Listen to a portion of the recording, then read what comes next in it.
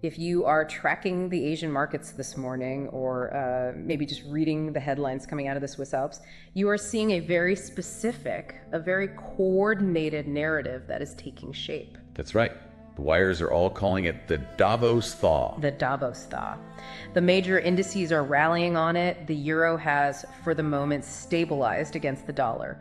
All the breaking news banners are reporting that President Trump's suspension of tariffs and military threats over the weekend has successfully pulled the Atlantic Alliance back from the brink of collapse. And we are here to tell you that this interpretation is, well, it's not just false. It's a dangerous fabrication. It is. It's a deceptive calm.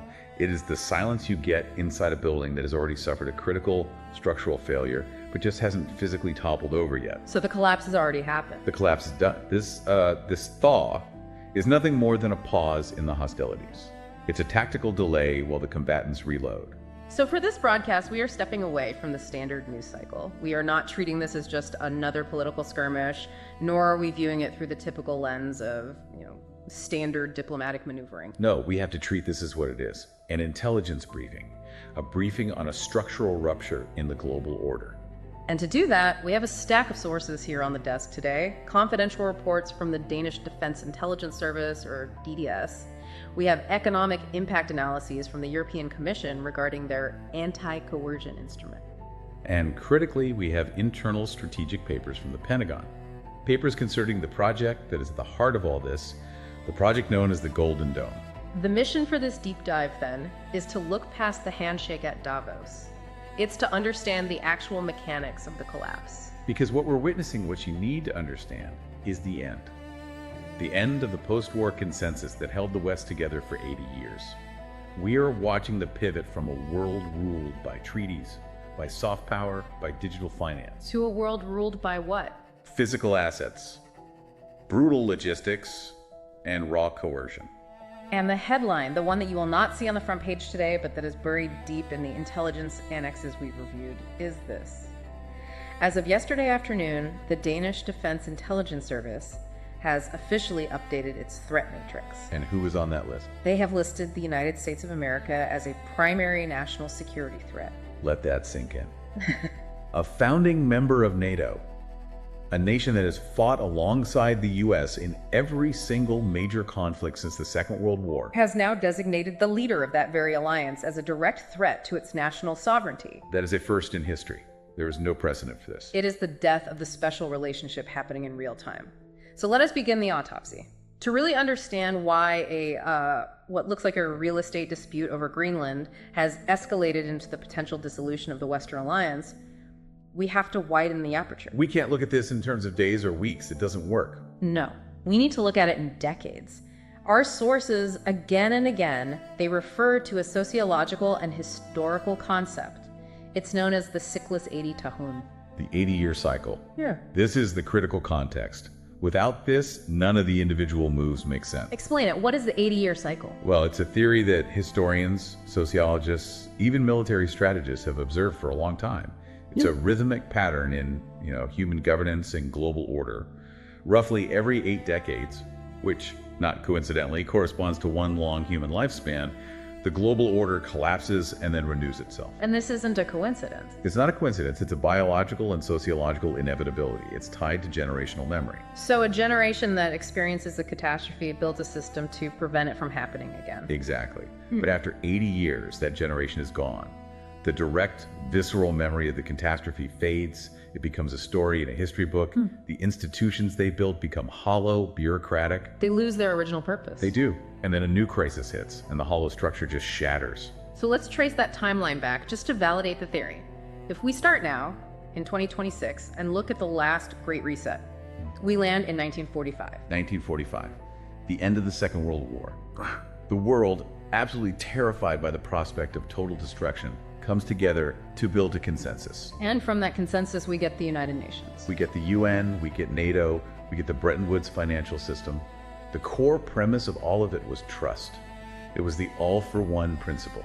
It was a system built on rules, because everyone alive at the time remembered vividly what happened when there were no rules. They had seen the abyss. They steered right into it. Okay, so let's wind the clock back another 80 years from 1945. Where do we land? You land roughly in 1865, the end of the American Civil War. a massive, violent restructuring of the Western Hemisphere, the consolidation of the American nation-state, and a leap forward in the industrialization of warfare. And 80 years before that. The 1780s. The American Revolution, the French Revolution, the birth of the modern nation-state itself. The cycle holds. It suggests that institutions, treaties, alliances, they all have a shelf life. And the argument in these source documents is that we are living through the violent transition phase of that cycle right now. That the 1945 consensus, the entire idea that a treaty signed on a piece of paper actually guarantees your safety, expired this week. It expired at exactly 3 seconds. We have the transcript from the room where the ultimatum was delivered by President Trump regarding Greenland. For 80 years, the alliance was based on, the polite fiction that all members are equal sovereign partners. Trump destroyed that fiction. In 3 seconds. When he demanded the deed, and let's be very clear, not a lease, not a base agreement, but the deed to Greenland. He was changing the entire nature of the relationship. He wasn't negotiating, he was resetting the clock. He threatened the economic strangulation of Europe if he didn't get it. That's not what an ally does, that's what a hegemon does. The sources, they describe a scene where the special relationship, that old term for the US-UK bond, was effectively autopsied. Right there in the room. It was. And now you're seeing the fallout. Prime Minister Keir Starmer in the UK, the leadership in Denmark. They're being forced to shift from a posture of ally to something that documents call a posture of fateful firmness. Fateful firmness, that sounds ominous. It's diplomatic code. It's code for preparing for a conflict with a nation that used to be our closest friend. And the intelligence rupture that comes with this. It's absolute. Think about the Five Eyes network. The intelligence sharing agreement. US, UK, Canada, Australia, New Zealand. It's the central nervous system of the West. It is built on a foundation of total unconditional trust. You share everything because you assume your goals are aligned. That trust is gone now. It has evaporated. We have confirmation from the DDI's report that Denmark is now actively monitoring US officials on its soil. They're running counterintelligence operations. Against the White House. Against their NATO protector. Think about the implications of that. The entire system is predicated on the idea that you don't do that to your friends. So if the old order was defined by that all-for-one pledge, by NATO's Article 5, what is the new order that's replacing it?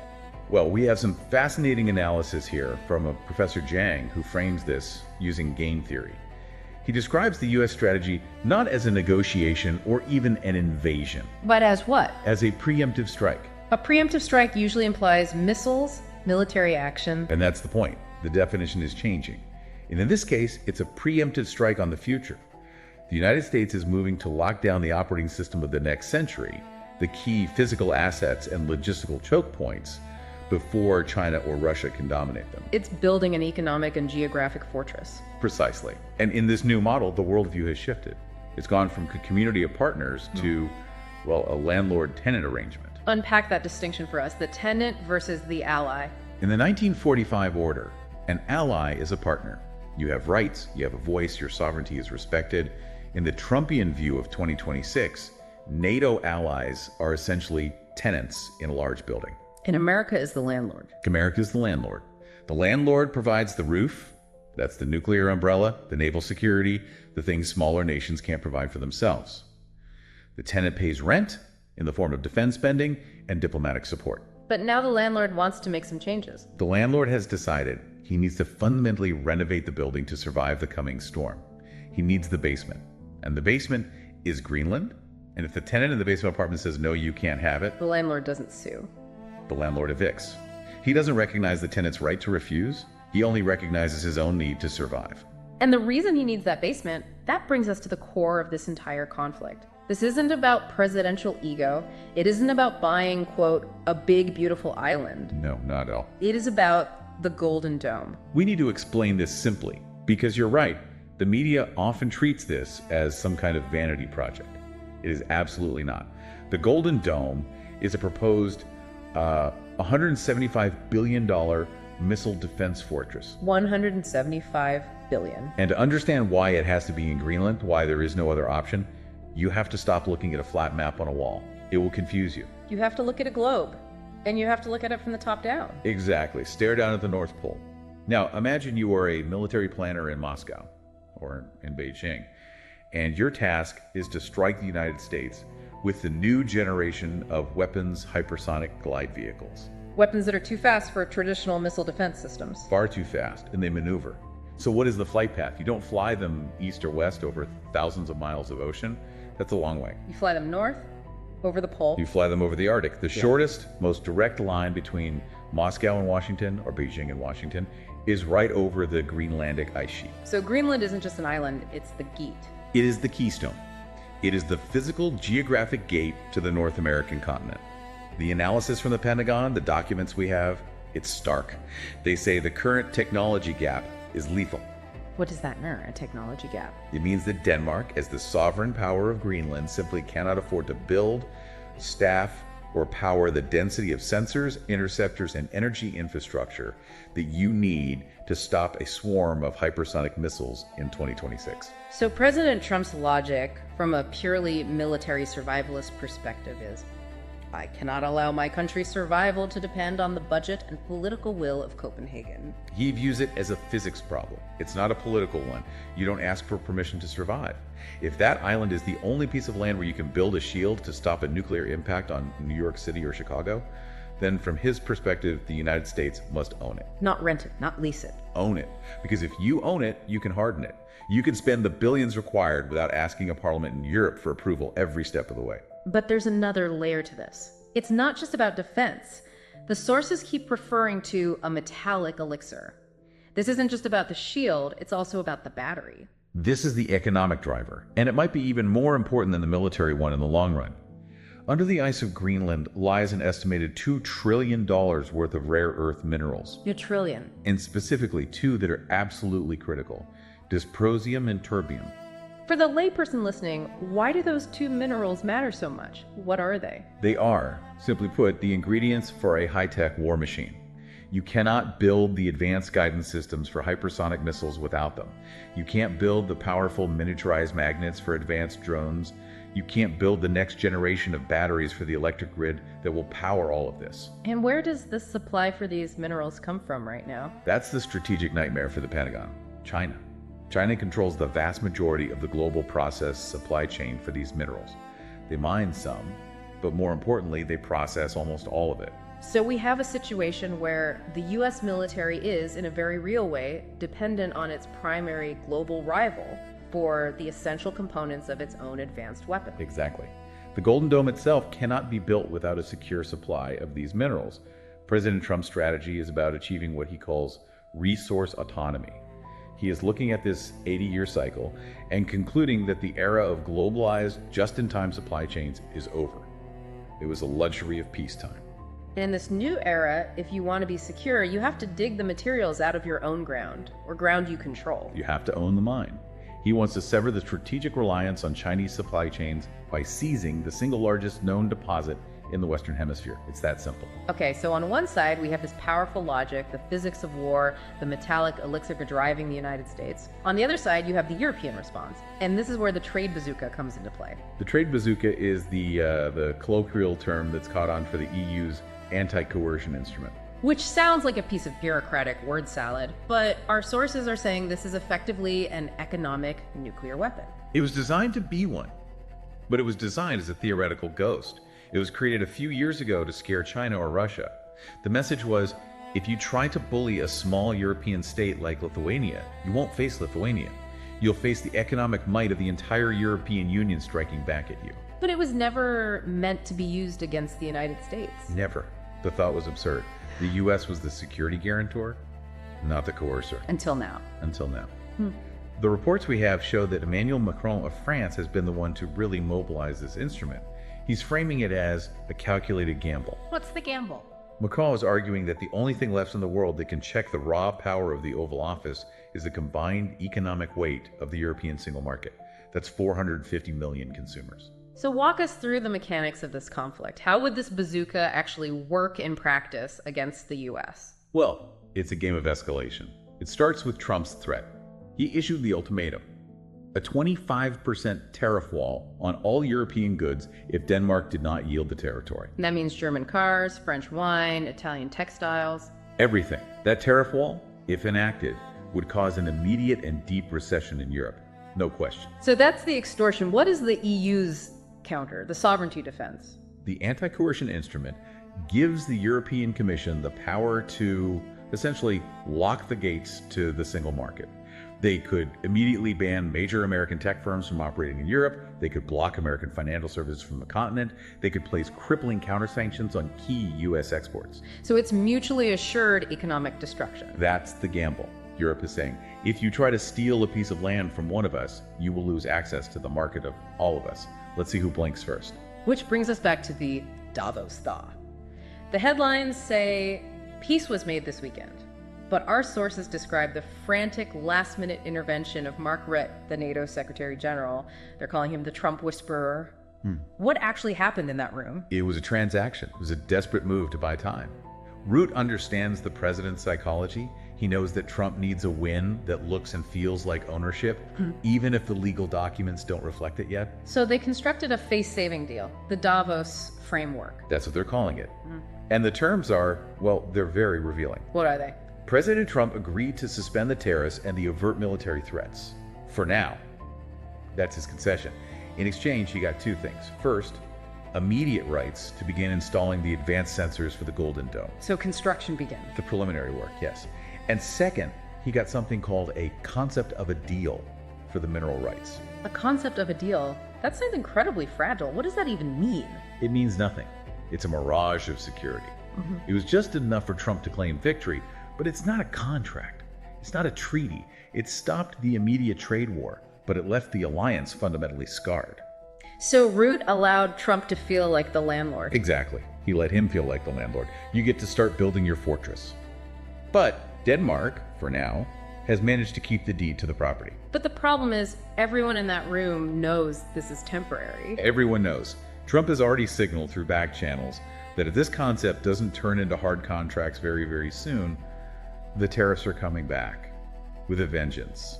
So this moves us to the new security architecture that is emerging from this wreckage. We've used the landlord-tenant analogy. The source documents from the Pentagon call this the hub-and-spoke model. This is the explicit replacement for NATO's collective defense. In the old model, the 1945 model, NATO was a web, an interconnected network. An attack on one is an attack on all. All for one and one for all. Yes. In the new hub-and-spoke model, that's gone. The United States is the hub, the absolute undeniable center of power. And the allies. The allies are the spokes. They are peripheral stakeholders. They connect to the hub, not necessarily to each other. Their security is not guaranteed by a treaty among equals, but by their individual relationship with the hub. And the hub decides who gets protection and at what price, based on what they pay or what physical assets they provide. Correct. It's the Monroe Doctrine 2.0. The original Monroe Doctrine from the 1820s told European powers to stay out of the Western Hemisphere. He's America's backyard. And the new doctrine. The new doctrine extends that U.S. security zone all the way to the North Pole. It implicitly declares the entire resource-rich Arctic as an exclusive American security sphere. In the intelligence we've seen, there is a very specific and frankly shocking strategy mentioned for how the U.S. intends to achieve this if Denmark continues to resist. It's a plan to bypass the Danish government entirely, codenamed COA. The Compact of Free Association. This is Plan B. If the diplomatic and economic pressure on Copenhagen fails, the U.S. is prepared to do something unprecedented. Which is? Bypass the national government of a NATO ally and deal directly with the 56,000 people living in Greenland. This is the buyout strategy. It is a direct attempt to buy the internal components of a sovereign ally. The offer being prepared is a sovereignty dividend. And what does that entail? A $30 billion cash injection. Not to the government in Copenhagen, but paid out directly to the Greenlandic government and population. $30 billion for a population of 56,000 people? I mean, to put that in perspective, that is a life-altering amount of money. It is. It would effectively make every citizen a millionaire overnight. The strategy is designed to create irresistible internal political pressure. To force a referendum on independence. Exactly. Trump is betting that the Greenlandic people will look at Copenhagen, which offers them subsidies and a degree of autonomy, and then look at Washington, which is offering them a fortune and a fortress. And they'll choose the fortress and the fortune. He's betting they will. It is the weaponization of wealth to fracture a modern nation state from within, an allied nation state. How are Moscow and Beijing viewing all of this? We've established they are the intended targets of the Golden Dome, but for now, they seem to be watching from the sidelines. They are watching with what can only be described as glee, especially Russia. For Foreign Minister Lavrov, this is the ultimate validation. Validation of what? Of their narrative. For years, they've argued that the so-called rules-based order was a sham, a set of rules created by the West to control everyone else, which the West itself would ignore when it became inconvenient. And now they see the leader of the West, the architect of that order, dismantling it to grab land. It proves their point for them. They don't even have to make the argument anymore. They can just point to Greenland. And China. What's their play? China is more subtle. They're pushing a narrative directly to the Europeans, especially to German industry. They're whispering, you see, the US is an unreliable, coercive partner. They steal land for their own security. We, on the other hand, we just want to trade, we want to do business. They're positioning themselves as the stable partner. But underneath that, there's a darker fear, especially in Moscow. They don't see the Golden Dome as a shield. They're telling their allies it's a preemptive weapon. Explain that distinction. A shield defends. How can it be a preemptive weapon? Because of the logic of nuclear deterrence. The entire balance of power for the last 70 years has been based on mutually assured destruction, or MAD. The idea that if you launch your nukes, I'll launch mine, and we both die. So nobody launches. The shield upends that logic. It completely upends it. If you have a shield that you believe is 99 or 100% effective, then your sword becomes unstoppable. If the US can neutralize Russia's nuclear deterrent with the Golden Dome, then the threat of retaliation is gone. America could, theoretically, strike with impunity. It removes the mutually assured part of the equation. It does, and there's a more tactical fear. Putting that level of advanced US military hardware in Greenland places a B-2 stealth bomber just 3 hours flight time from Russia's primary nuclear submarine bases in Murmansk. For the Russian General Staff, that is an existential threat right on their doorstep. We've established the history, the 80-year cycle. We've laid out the military logic, the trade war, the diplomatic fallout. Now, let's pivot to the final and perhaps most critical section, the economic analysis. This is where we need to connect all of this back to that great reset thesis we started with. Yes. The core shift, the thing you have to grasp to protect yourself, is the transition of power. For the last 40 years, since the 1980s, power was defined by digital numbers. Finance, derivatives, currency speculation, tech stocks. The Davos man era. The belief that wealth could be generated abstractly on a screen. The new era we have just entered is a violent return to physical assets. Real things, things you can touch. Things you can touch, and more importantly, things you can control. Logistics paths, energy pipelines, mineral deposits, and the Arctic is the ultimate physical asset. It's not just ice anymore. As that ice melts, it is becoming a maritime superhighway. The sources we have mention that the Northern Sea route through the Arctic cuts global shipping times between Asia and Europe by as much as 40%. That is a staggering number. A 40% reduction in shipping time and cost changes the fundamental economics of every single product that moves between the two most productive continents on Earth. And Trump's goal is to control that route. To lock it down. He doesn't just want to use the route, he wants to own the toll booth for the 21st century. There is a line in the European Commission's economic analysis that I found absolutely chilling. It says, the debt of countries that do not control their own logistics lines will become worthless. This is the concept of systemic devaluation, and it's the key economic takeaway. It means that if your country, say, a European nation, relies on a shipping lane that is policed and controlled by a potentially hostile power, your currency becomes vulnerable. Your sovereign debt becomes fundamentally risky. Because at any moment, that power can turn off the tap. They can impose fees, inspections, delays. They can strangle your economy.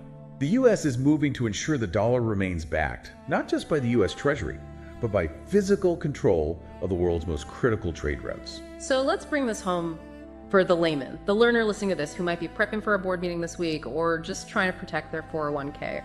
What does this all mean? What is the actionable advice here? The very first piece of advice is a mindset shift. It's the most important one. You must accept that the rules-based order is over. It's finished. So relying on treaties is now a liability. It is a massive liability. Do not invest in companies or even countries whose entire security and economic model depends solely on a piece of paper signed in 1949. That paper is no longer being honored. Value then is moving to tangible assets. Exactly. And you need to watch what the market is calling the Greenland premium. Markets are already starting to price in the future cost and availability of these rare earth minerals. So if you're invested in the tech sector, you need to look at the supply chain. Does that company you're invested in have guaranteed access to minerals that are outside of Chinese control? If the U.S. fully secures Greenland, American defense and high-tech sectors are going to get a massive, almost monopolistic boost. And what about the safety of assets held in Europe? This is the hard truth that comes from these documents. The safety of your assets is now directly tied to the physical security of the nation holding them. The United States is building a fortress. It is spending $175 billion to put a hardened roof over its economic head. While Europe is relying on a legal mechanism. Europe is relying on the anti-coercion instrument. They're relying on a lawsuit. And in a kinetic world, in a world of raw coercion, you want to be inside the fortress, not standing outside holding a legal brief. The Davos thaw is temporary. That's a mirage. The structural break is permanent. The structural break in the global economy is permanent. The world is split into blocks. You have the American fortress, you have the European market, which is now fighting for its relevance and sovereignty, and you have the Eurasian axis of Russia and China. You need to understand which block your assets are in and position yourself accordingly. Which brings us to the conclusion of our briefing. We've unpacked the 80-year cycle, the physics of the Golden Dome, and the weaponization of the European economy. The king of the Arctic, as some are calling him, has secured his shield. But let's be absolutely clear about the cost. He burned the bridge to the old world to do it. And the lingering question, the one that every ally from Tokyo to Seoul to Berlin needs to be asking themselves tonight, is this. In a world where the all-for-one pledge is now treated as a negotiable asset, and a military ally can be officially labeled a national security threat for refusing a real estate deal, what is the actual value of your country's alliance with a superpower? The map of the world has changed. Greenland is no longer just an autonomous territory of Denmark. It is the northern front line of a new transactional empire. The 80-year cycle has turned. We are now, for better or worse, in the age of the Golden Dome. Subscribe to track the lawsuits, the mobilization, and the fallout. The king is not dead, he is just getting started. Good morning and good luck.